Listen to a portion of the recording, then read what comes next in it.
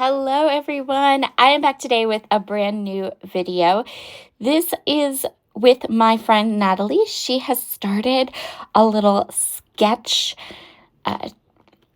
series over on her channel called Say What, and she's been creating these adorable fun sketches.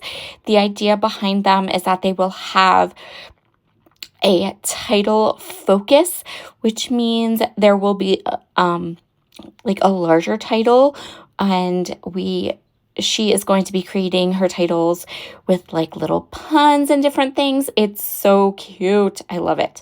So you can head over to her channel too.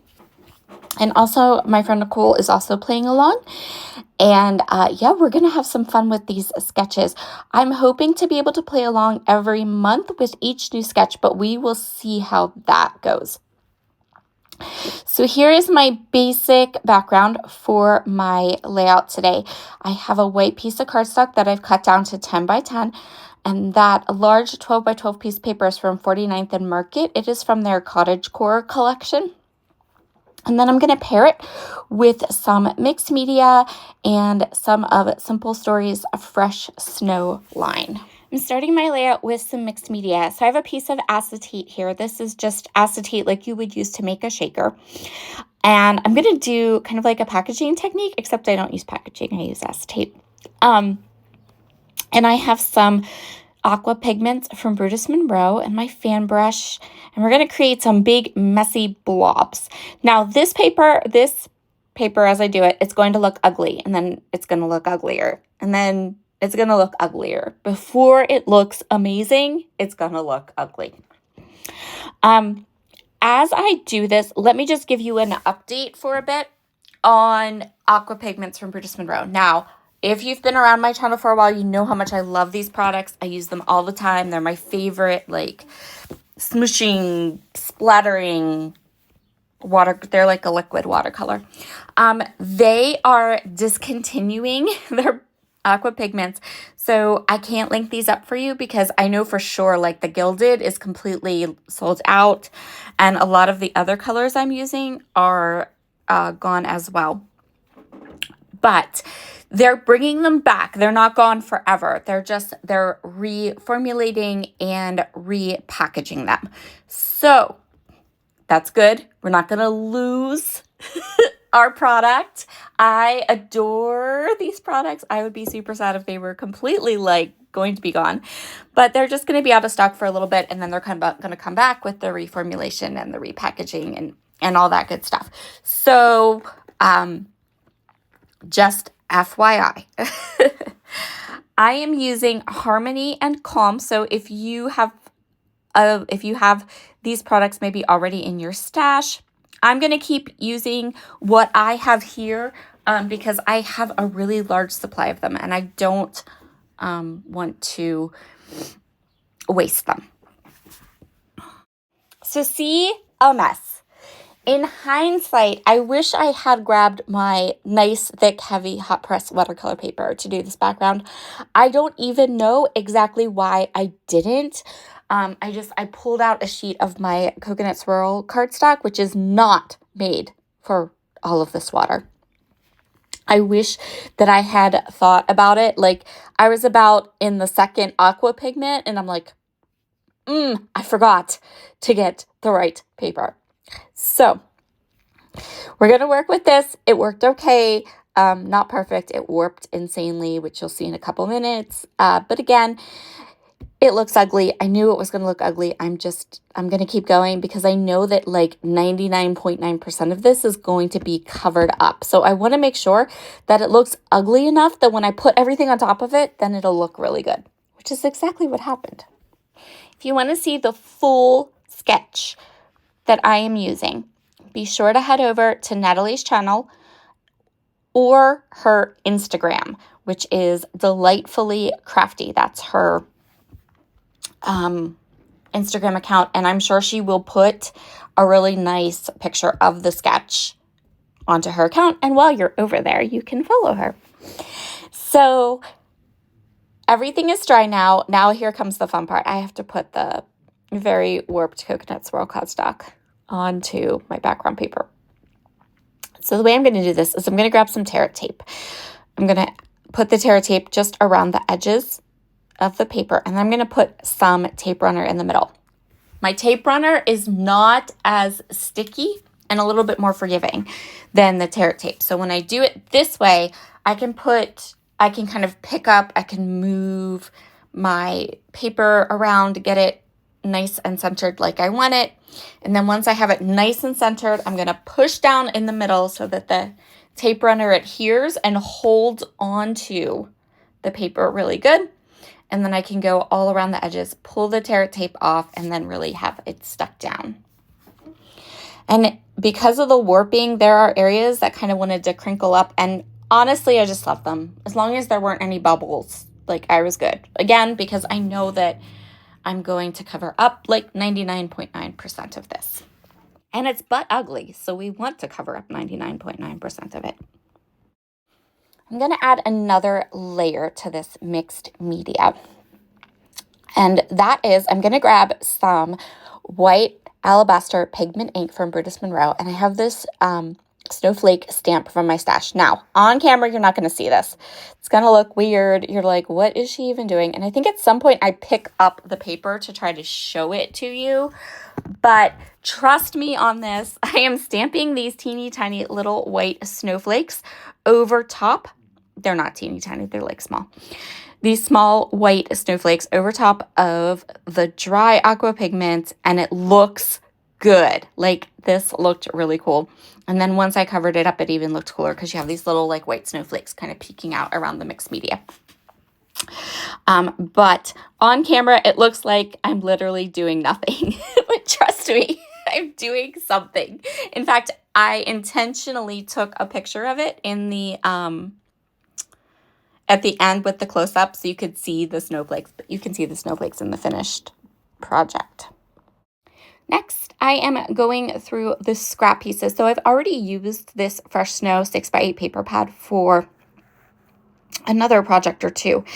And I'm now going to go ahead and take just the scraps, and I'm cutting them down into 1/2-inch strips. So they're 1/2 inch wide, and then the lengths vary between like maybe 3-4 inches, somewhere in there. So what I'm going to do is I'm going to frame out this white paper. So I'm taking these patterns, I'm cutting 1/2-inch strips, varying lengths, and then I'm just fitting them in to frame the entirety of my white mixed media cardstock. Just like that, all the way around the page. And this is going to give everything just a really nice framed, finished look. I really like how this turned out. So now I have this really large Cambridge doily. I got mine from Spiegelmom Scraps, and she no longer does scrapbooking products or sequin mixes at her shop. So, but I think they're Cambridge style doilies, and these are the big 8-inch ones. And I think you could grab them at Amazon without a problem. So I cut just a little bit off of that, and we're going to use that as a layer under my photo. So here's my photo. It's a photo of my little dachshund. He loves the snow. I have another picture, a snowy picture of him that I want to scrapbook. I'm not sure if it'll make it on a 12 by 12 page. Maybe though. Look how cute he is. So he loves the snow. He likes to frolic in it, and he's generally too fast for me to ever get a photograph, but I got two. I actually got two, not at the same time. I got this one, and then this was in the first or second snow. And then I got another one just the other day. He stood still for a second, and his whole face was covered in snow, and I got the cutest picture. It's a little bit far away, but I think I can zoom it in and crop it or play with it, and it'll be fine. So, so cute.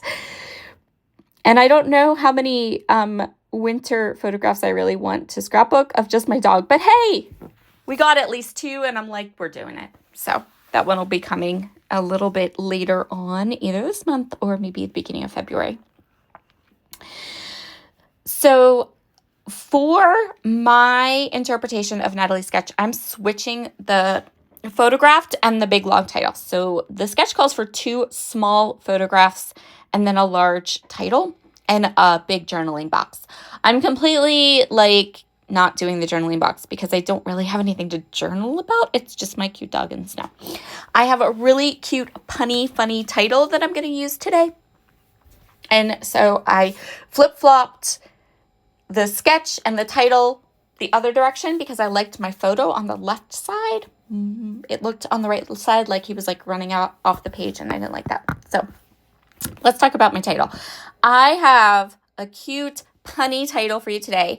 I'm going to do it with mixed alphabets and dies and ephemera pieces from the collection Fresh Snow. But because I'm putting the title onto this whole mixed media, I'm going to have to glue every letter down. And you can see I'm going to get my head in the way. So I'm not going to make you watch me do all of this because it was really tedious and took a long time. So by the magic of TV, there we go. It says ferocious snowball catcher and tail wagging champion. That's going to be our title. And it took forever because I had to use wet glue and glue each and every one of those little letters down so they wouldn't fall off of my mixed media background. And you will be able to see the title in the close-ups too. So I have a little banner under the photo. I'm going to stamp the date there. And I'm going through the die cuts. So what I'm looking for is I'm going to take all of the little hearts and all of the little snowflakes, set those aside because we're going to use those and scatter them about. And then I'm going to grab some of the larger die cut pieces and I'm going to place them in this spot that I left open when I did my title and then up at the top. So, fun fact, I got the die set or the die cuts from the Fresh Snow collection, and I'm almost out of all the good ones. I know already. This is only the second layout I've done with this. So I'm not quite sure if I'm going to have to like pop into a cherry on top and get more. Like maybe I can grab a sticker book or something because I still have a lot of paper, like the 6x8 papers. I have a lot of those. But I feel like I went through the dies really quickly. So I might have to get more embellishments. I just got the 6x8 paper pad and the die cuts because, as I said in one of my previous videos, I don't have a lot of snowy photos to scrapbook. I have a couple now, and I did the one about all my winter snack goodies, and I did my winter TBR book stack. I have this photo of Fitz, and I think I have I have one more photo of Fitz out in the snow. And then that's it. So maybe I don't need more. This is one of those points where you're just not sure what to do. Do I buy more winter stuff? Or do I kind of just be like, well, I'm done now and move on? I don't know. We'll see. See how I feel, I guess. I really do love this Fresh Snow collection from Simple Stories, though. So we'll see how I feel when it comes time to do some shopping.